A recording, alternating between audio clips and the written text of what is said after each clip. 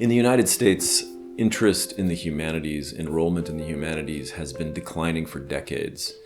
And in the past decade, there's been a particularly sharp drop. A great deal of this has to do with the unquantifiability of the benefits of humanistic study.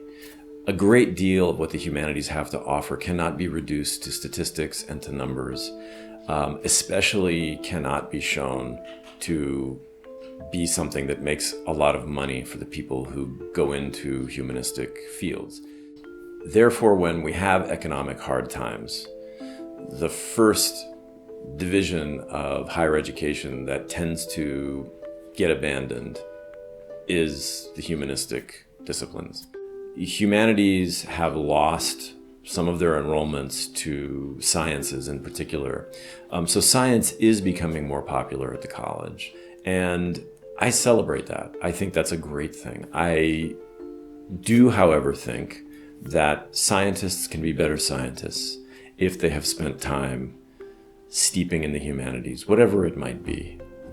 Art, literature, music, history, philosophy, religion. You're going to do science better if you have a background in the humanities.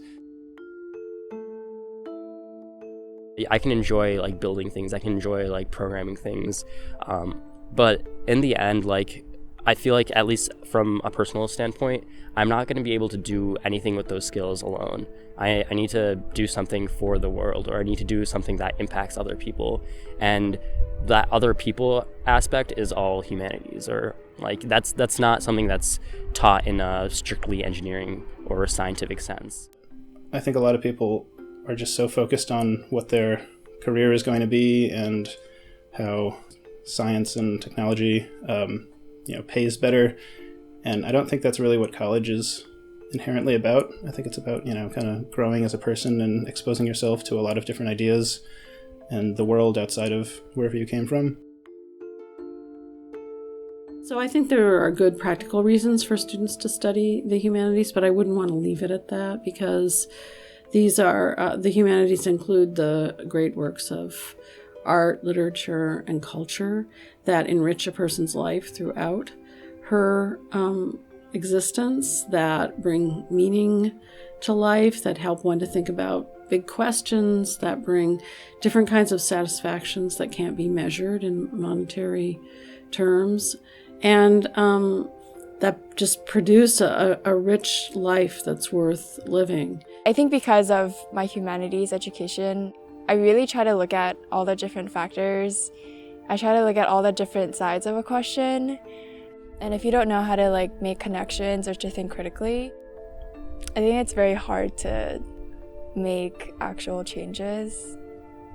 Nothing transpires in isolation, and everything that we have now, whether that's certain policies or certain conditions of things or groups of people, it didn't just come into being overnight.